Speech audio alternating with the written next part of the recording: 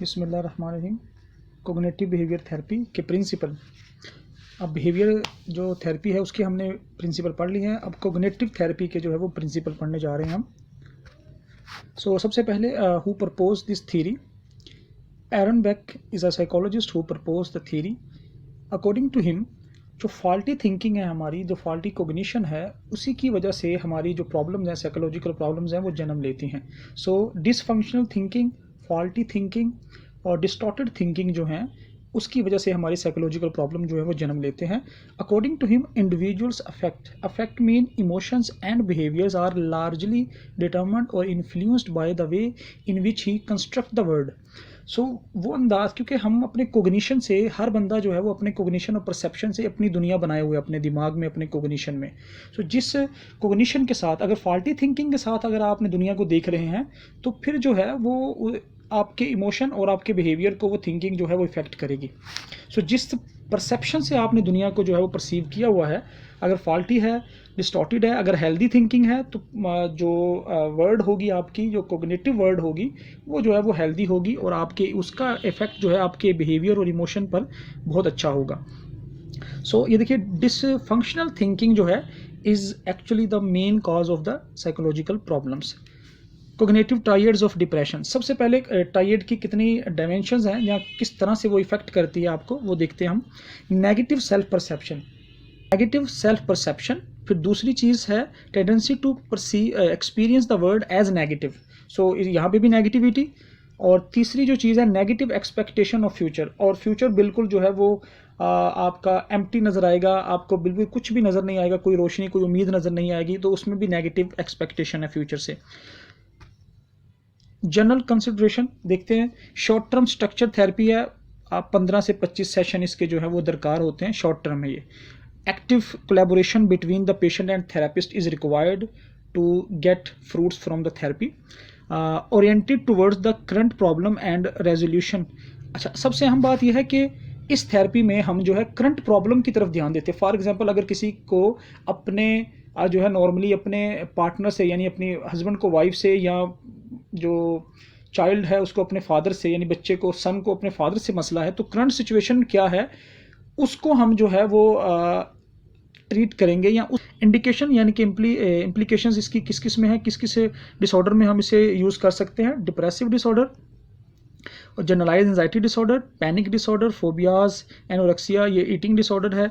Hypochondriasis में, somatoform disorders में, personality disorder हैं, पैरानॉइड पर्सनैलिटी डिसऑर्डर, ओसीडी में और सुसाइडल बिहेवियर्स, इन तमाम के अंदर सीबीटी को बड़े इफेक्टिवली हम यूज़ कर सकते हैं।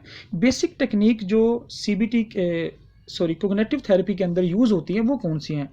डायडक्टिक टेक्निक है, और कोग्निटिव टेक्निक है, और बिहेवियर टेक्निक है। 3 टेक्निक्स हैं, इनको वन बाय वन हम देखते हैं कि क्या है। पहली टेक्निक जो है डायडक्टिक टेक्निक, जो है actually making the patient his और हर ओन थेरापिस्ट, यानी उसे इतना एजुकेट करना, एजुकेटिंग द पेशेंट, यानी ये साइको एजुकेशन कहलाती है।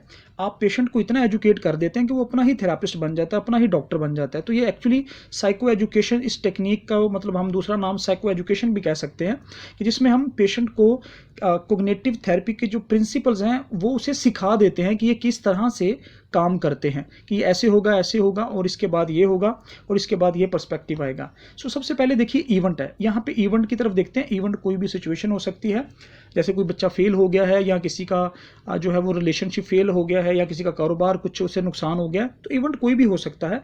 इवेंट से आगे होगा कोग्निटिव अप्रेजल। अब कोग्निटिव अप्रेजल यहाँ थिंकिंग है। कोग्निटिव अप्रेजल मुराद थिंकिंग है कि आप उस सिचुएशन को किस तरह से लेबल करते हैं। अगर आपकी उसके बारे में जो थिंकिंग है वो फॉल्टी है, वो डिस्टॉर्टेड है, वो डिसफंक्शनल थिंकिंग है, तो उसके बाद आपके इमोशंस जो हैं वो उससे जनरेट होंगे। जब इमोशन जनरेट होंगे तो इमोशन जो है वो आपके बिहेवियर को जो है वो जन्म देंगे। वो बिहेवियर्स हेल्पलेसनेस और अवॉइडेंस का बिहेवियर हो सकता है, कि आप सोचेंगे कि नहीं, मैं तो अब बेबस हूँ, कुछ भी नहीं कर सकता, या आप उस सिचुएशन से एस्केप कर देंगे या अवॉइड करेंगे। फिर और वो बिहेवियर जो है वो मेल एडेप्टिव होना, यानी कि वो अनहेल्दी बिहेवियर हो सकते हैं। फिर दोबारा जो है वो आप इवेंट पे आते हैं, तो इसका मतलब है कि आप अपनी जो थिंकिंग है उसको आप कन्फर्म कर देते हैं कि यस, मेरी जो फॉल्टी थिंकिंग थी वो ठीक है। अगर वो प्रॉब्लम में है तो फिर एक्चुअली वो उसी प्रॉब्लम की उस थिंकिंग और थिंकिंग पैटर्न जो डिस्टॉर्टेड पैटर्न है उसी की वजह से वो प्रॉब्लम में है. That's why we are labelling the thinking as a distorted thinking और डिसफंक्शन थिंकिंग. उसके बाद अगली जो टेक्निक है कोग्निटिव टेक्निक, क्योंकि कोग्निटिव थेरेपी की 3 टेक्निक्स हैं, उसमें पहली हमने पढ़ी, अब दूसरी टेक्निक है. कोग्निटिव टेक्निक में एलिसिटिंग ऑटोमेटिक थॉट्स. सबसे पहले जो है वो जो वो बिल्कुल उभरती हैं, जो ऑटोमेटिक थॉट उभरती हैं वो कौन सी हैं? She doesn't like me. अब हम किसी के पास से गुजरते हैं तो वो हमें हेलो या सलाम नहीं कहता, तो हम ये सोचते हैं, ये ऑटोमेटिक थॉट है कि ये मुझे पसंद नहीं करता या करती. तो this is actually automatic thought. हमें इसे देखना है कि ये ऑटोमेटिक थॉट है. उसका सलाम ना करना या हेलो ना कहना इस बात की दलील नहीं है कि वो मुझे जो है पसंद नहीं करती. अगली बात, टेस्टिंग द ऑटोमेटिक थॉट. हमने फिर उसको टेस्ट करना है. उसका गोल क्या है कि encourage the patient to reject inaccurate और एग्जैजरेटेड ऑटोमेटिक थॉट. कि हमने पेशेंट को या जो हमारा क्लाइंट होगा उसे हमने ये मोटिवेट करना है कि वो ऑटोमेटिक जो इनकरेक्ट और जो ज़्यादा ही मुबालगा राय वाली ऑटोमेटिक थॉट्स हैं उसको वो पहचाने और उनको वो रिजेक्ट करे. थॉट आफ्टर केयरफुल एग्जामिनेशन और generating the alternating explanation for the events. For example, अगर वो उसने मुझे सलाम नहीं कहा और वो मेरे पास से गुजर गया है तो इसका कोई और अल्टरनेट जो इवेंट का जो अल्टरनेट थिंकिंग पैटर्न हो सकता है वो क्या हो सकता है कि मे बी वो जल्दी में हो या वो अपनी परेशानी में हो जिसकी वजह से वो जल्दी से निकल गया है. तो ऐसा जो है वो ये हेल्दी थिंकिंग या हेल्दी पैटर्न ऑफ थिंकिंग जो है वो हमने डेवलप करना है इन टेस्टिंग ऑटोमेटिक थॉट्स. फिर उसके बाद है आइडेंटिफाइंग मेलएडप्टिव अजम्पशंस. मेलएडप्टिव अजम्पशंस जो फॉल्टी आपकी सोचें हैं या जो आप अज्यूम कर लेते हैं वो जो है हमने उनको भी आइडेंटिफाई करना है. In order to be happy I must perfect. अब ये मुझे अगर खुश होना चाहता हूँ तो मुझे बिल्कुल परफेक्ट होना चाहिए. ये अजम्पशन आपकी फॉल्टी है, ये मेलएडप्टिव है, ये यानी काबिल कबूल नहीं है, अनहेल्दी अजम्पशन है. Such rules inevitably disappointed and fail. फिर अल्टीमेटली इसका नतीजा क्या होता है? Depression. So I am must be perfect. अगर मुझे खुश होना है या हैप्पी होना है तो मुझे परफेक्ट होना चाहिए. ये फॉल्टी या मेलएडप्टिव अजम्पशन है. Testing the validity of maladaptive assumption. Always think of the worst. Ask patient to calculate real probability. अब उसके बाद है cognitive errors drive from the assumptions. अब हम पहले एक अजम्पशन लेंगे, फिर उसको जो कोग्निटिव एरर उस कोग्निटिव को उसको कौन सा कोग्निटिव एरर कहते हैं वो हम साथ में देखेंगे. पहली अजम्पशन है if it is true in one case it applies to any case that is even slightly similar. अगर कोई एक बात एक बंदे में या एक केस में ठीक होगी तो हम उसको तमाम केसेस के अंदर अप्लाई कर देते हैं. इसको कहते हैं ओवर जनरलाइजेशन. हम जैसे कहते हैं ना ये तो सारे लोग होते ही ऐसे हैं, सारे मर्द होते ही ऐसे हैं. यानी एक मर्द ने धोखा दिया या एक ने जो है वो कह लीजिए कि बुरा काम किया तो हम उसको कह देते हैं, जैसे पुलिस वालों के साथ हम कह देते हैं कि सारे पुलिस वाले होते ही ऐसे हैं.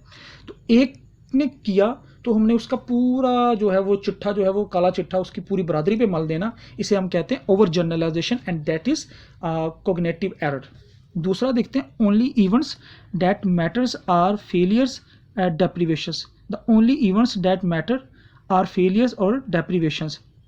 मतलब वही इवेंट जो हैं वो अहमियत के हामिल हैं जिसमें महरूमी का आंसर पाया जाता है या फेल होने का आंसर पाया जाता है. सिर्फ नज़र हमारी उसी की तरफ जाती है. मतलब जो कामयाबियां हमने हासिल की या हम कामयाब हुए हैं उसकी तरफ नज़र नहीं जाती, जो मिला है उसकी तरफ नज़र नहीं जाती. तो इस कोग्निटिव एरर को हम कहते हैं सिलेक्टिव एब्स्ट्रैक्शन, कि सिर्फ अब बुरी बातों की तरफ ही नज़र है हमारी, खामियों की तरफ ही अपनी नज़र है. I am responsible for all the bad things failures. तो इसे कहते हैं एक्सेसिव रिस्पॉन्सिबिलिटी, कि ज़रूरत से ज़्यादा कि हर चीज़ का जिम्मेदार ही मैं हूँ. Excessive responsibility. If it has been true in the past. अगर कोई बात एक पास्ट में ठीक थी, it's always going to be true. तो वो अब भी ठीक होगी. तो इसको क्या कहते हैं? Assuming temporal casualty, predicting without sufficient evidence. तो ये से कहते हैं प्रिडिक्शन विदाउट सफिशेंट एविडेंस, कि पास्ट में अगर कोई एक चीज़ ठीक थी तो अब वो उसका ठीक होना फ्यूचर में या हाल में उसका ठीक होना कोई ज़रूरी नहीं है. फिर आगे I am the centre of the everyone's attention. हर कोई मुझे ही देख रहा है. Self reference. Always think of the worst. हमेशा बुरे के बारे में सोचना. ये क्या है? कैटेस्ट्रोफाइजिंग. और अगला एरर, अगली जो अजम्पशन है वो है everything is either one extreme और अनदर। या तो ये है या तो वो, मतलब हम कहते हैं या तो ये बुरा हुआ होगा, यानी ये दोनों एक्सट्रीम ही होंगी, या ये हुआ होगा या वो हुआ होगा। तो एक्सट्रीम को जो है ना वो थिंक करना डाइकोटोमस थिंकिंग कहलाता है। तो ये हमारे थे कॉग्निटिव एरर्स। ये चार्ट देखिए ज़रा, this is hopelessness. Automatic thought क्या है? This is hopeless, I will never catch up with all the work.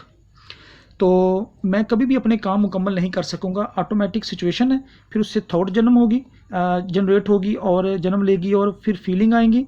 Feeling में स्पेसिफिक सिचुएशन हो सकती है, मोर कॉन्शियस हो जाएंगे आप, इजी टू रिफ्यूज़ हो जाएंगे। फिर है जनरल रूल्स हैं, general rule less conscious, difficult to refute. अच्छा, मैल अडेप्टिव अजम्पशन इसमें देखिए क्या बनती है। मैल अडेप्टिव जो कि काबिल कबूल नहीं है, या माशरे में जो है वो अडॉप्टेशन के ख़िलाफ़ है, वो क्या है? My worth depends on my performance. My worth depends on my performance, कि अगर मैंने कभी परफॉर्मेंस गलत कर दी तो ये बिल्कुल मैल अडेप्टिव अजम्पशन है कि मेरी जो कदर अहमियत है वो जो है वो मेरी परफॉर्मेंस पर ही जो है वो हर वक्त अलाई करती है या डिपेंड करती है। अच्छा, अब ये देखिए, ये सारे हमने वो अभी जो कॉग्निटिव एरर्स है वो भी साथ लिखे हुए हैं। Over generalisation, selective abstraction, excessive responsibility, वो तमाम कॉग्निटिव एरर जो है वो साथ साथ मौजूद हैं। सिचुएशन, ऑटोमेटिक थॉट, फीलिंग और अजम्पशन। बिहेवियर टेक्निक जो तीसरी टेक्निक है कॉग्निटिव थेरेपी में, उसमें क्या है? Schedule activities. Patient keep record of the activities and review them with therapist. उन्हें कुछ भी बिहेवियर एक्टिविटी दी जाती है, जैसे उसमें रिलैक्सेशन ट्रेनिंग है या कुछ होमवर्क दिया जाता है, कुछ लिखने को, ऑटोमेटिक थॉट्स लिखने को, जिसे हम बिहेवियर जो है वो टेक्निक कहते हैं। उसका रिकॉर्ड भी रखना होता है, फिर उनको चेक भी करवाना होता है। Mastery and pleasure, patients are asked to rate the amount of mastery and pleasure their activities bring them. अगर वो कोई रिलैक्सेशन टेक्निक कर रहे हैं तो उससे उनको कितनी, उसके ऊपर उनको कितना अबूर हासिल हुआ है और उसके अंदर से उसको कितना जो है वो प्लेयर मिल रहा है, इस बारे में भी उनसे पूछा जाता है। Graded task assignment, cognitive rehearsal.